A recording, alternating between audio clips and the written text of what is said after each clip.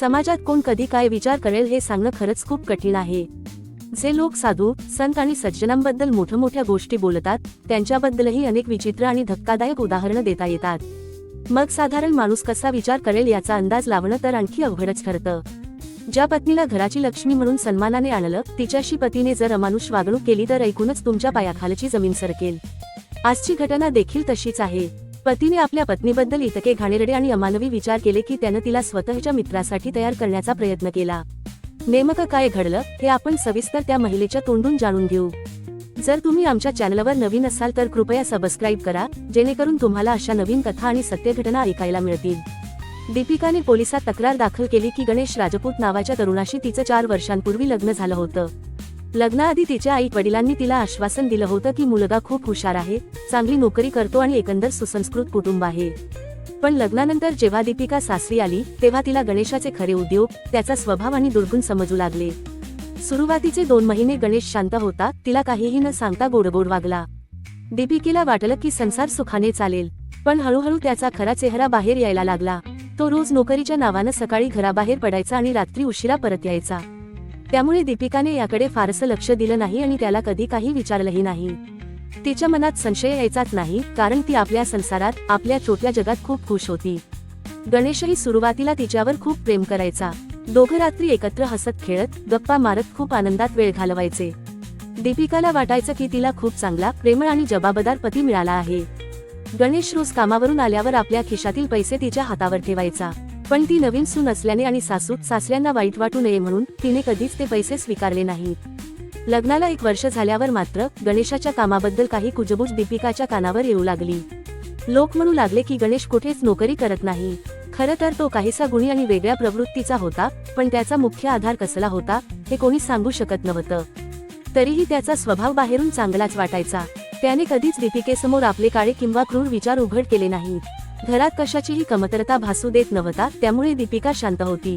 ती खुश होती आणि तिला वाटायचं की संसार सुखात चालला आहे।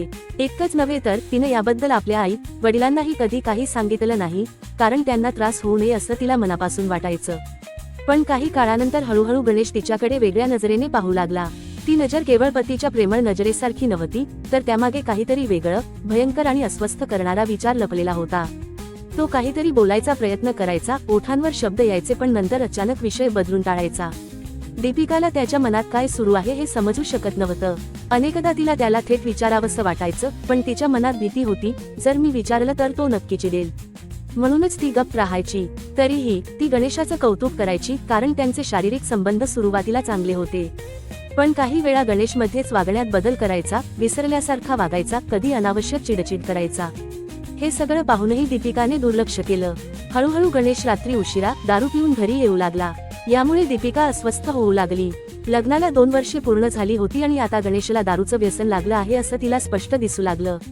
त्याच्या बाहेरील उद्योगांबद्दल तिला काही फारसं कळत नव्हतं, पण दारूचा वास मात्र तिला सहन होत नव्हता।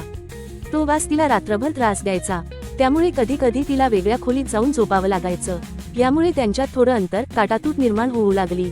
गणेशला दीपिकावर पूर्ण विश्वास होता, पण जेव्हा ती त्याच्या जवळ झोपायला तयार होत नव्हती तेव्हा त्याच्या मनात संशयाची बीजं रुजू लागली। दीपिकेला दारूच्या वासामुळे त्याच्यापासून दूर राहणं भाग होतं, पण गणेशला हे समजत नव्हतं। एकदा रात्री 11:30 वाजता गणेश इतका दारू पिऊन घरी आला की त्याला नीट चालताही येत नव्हतं। दीपिकाने त्याला कशीबशी आधार देत घरात आणलं आणि बेडरूम मध्ये नेलं। काही वेळात तो गाढ झोपला, पण दुसऱ्या दिवशी सकाळी उठल्यावर मात्र त्यांच्यात भीषण भांडण झालं। गणेशने अचानक दीपिकाच्या चारित्र्यावर प्रश्नचिन्ह लावलं। तो ओरडला, काल रात्री मी झोपलो असताना तुझ्याकडे कोण आला होता? तू कुणाला भेटलीस? हे ऐकून दीपिकाला प्रचंड राग आला। तिच्या मनात संताप उसळला, पण भांडण टाळण्यासाठी तिनं गप्प बसणं पसंत केलं। तरीही पुढचे जवळपास 1 महिना गणेश तिला सतत त्रास देत राहिला। तो तिच्यावर अनैतिक संबंधांचे आरोप करीत राहिला। लग्नाला 3 वर्ष पूर्ण झाली होती, पण अजून त्यांना मूल झालं नव्हतं। यामुळे दीपिका आधीच मानसिक तणावाखाली होती। गणेशाचे आरोप, त्याचा संशयी स्वभाव आणि दारूचे व्यसन यामुळे तिच्या आयुष्याचं ओझं अधिकच वाढलं होतं। एका दिवशी गणेश अचानक दीपिकाला म्हणाला, तुझं माझ्यावर खरंच खूप प्रेम आहे का? मी सांगेल ते तू करशील का? दीपिका काही क्षण गोंधळली। तिच्या मनात शंका आणि उत्सुकता दोन्ही निर्माण झाली, पण तरीही तिनं हो असा मान डोलावून होकार दिला। गणेश हसला आणि म्हणाला, ठीक आहे, मग आज रात्री मी तुला एक गोष्ट सांगेन। त्या रात्री तो आश्चर्यकारकरित्या दारू न पिता घरी आला। त्याने सांगितलं की तो आपल्या जिवलग मित्राबरोबर जेवण करून आला आहे. जेवणानंतर ते बेडरूम मध्ये गेले. गणेशने अचानक थेट आपल्या मित्राचा विषय काढला. तो म्हणाला, माझा जिवलग मित्र आहे, तू त्याच्याशी शारीरिक संबंध ठेवशील का? हे ऐकताच दीपिकाच्या पायाखालची जमीन सरकली. तिचं हृदय धडधडू लागलं. हा माझा पती, माझा संसार घडवणारा माणूस, तोच मला आपल्या मित्रासोबत झोपायला सांगतोय, हा विचार तिला आतून पोखरून गेला. तिला इतका मोठा धक्का बसला की तिच्या डोळ्यातून अश्रू तरळले, पण ती काही बोलली नाही. तिनं गप्प राहणं पसंत केलं आणि डोळे मिटून झोपी जाण्याचा प्रयत्न केला. सकाळी उठल्यावर गणेश शांतपणे घराबाहेर गेला, जणू काही झालंच नव्हतं. पण दीपिका मात्र दिवसभर अस्वस्थ राहिली. गणेश असं कसं करू शकतो? माझ्याशीच असं घाणेरडं वागणं? हा माझा नवरा की माझा शत्रू? ती सतत हाच विचार करत राहिली. 24 जुलै 2025 रोजी संध्याकाळी गणेश घरी परतला. त्यावेळी सासूत सासरे नातेवाईकांकडे गेले होते. घरात फक्त गणेश आणि दीपिका होते. गणेशने तिच्याशी वाद घालायला सुरुवात केली.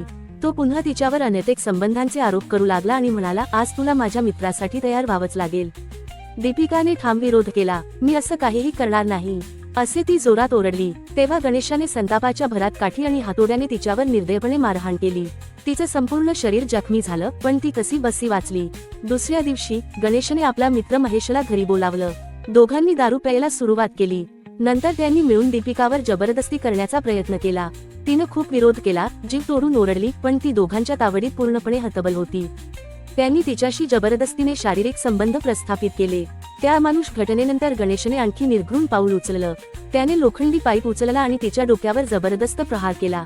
इतक्यावरच तो थांबला नाही. त्यानंतर त्याने आणखी 2 मित्र विजय आणि आप्पा यांना घरी बोलावलं. चौघांनी मिळून दीपिकाला जबरदस्तीने एका ऑटो रिक्षामध्ये बांधून बसवलं आणि तापी नदीच्या दिशेने निघाले. नदीकाठावर त्यांनी तिच्यावर पुन्हा मारहाण केली आणि अखेर तिला नदीत फेकून देण्याचा प्रयत्न केला. पण जीवाच्या आकांताने दीपिकाने त्यांच्या तावडीतून स्वतःला सोडवलं. तिने जीवाची बाजी लावून धाव घेतली आणि थेट कपोदरा पोलीस ठाण्यात पोहोचली. दीपिकाने धाडस एकवटून गणेश आणि त्याच्या मित्रांविरुद्ध औपचारिक तक्रार दाखल केली. तिच्या तक्रारीत महाराष्ट्र, उत्तर प्रदेश आणि गुजरातमधील आरोपींचा समावेश असल्याचं स्पष्ट नमूद करण्यात आलं. पोलिसांनी ही वेळ न दवडता तात्काळ कारवाई केली आणि आरोपींना अटक केली. ही धक्कादायक घटना गुजरातमधील सुरत शहरातील दीनदयाळ नगर येथे घडली असून संपूर्ण परिसरात संताप आणि खळबळ उडाली आहे. गणेशने आपल्या पत्नीशी ज्या पद्धतीने अमानुष आणि घृणास्पद वागणूक केली, त्याला आणि त्याच्या साथीदारांना कठोर शिक्षा व्हावी अशी मागणी समाजातील सर्व स्तरातून जोरदारपणे होत आहे. मित्रांनो, या घटनेबद्दल तुमची प्रतिक्रिया नक्की द्या आणि अशाच सत्यकथा, धक्कादायक गुन्हेगारी प्रकरणं आणि त्यामागचं सत्य जाणून घेण्यासाठी आपल्या मराठी चॅनेलला नक्कीच सबस्क्राईब करा.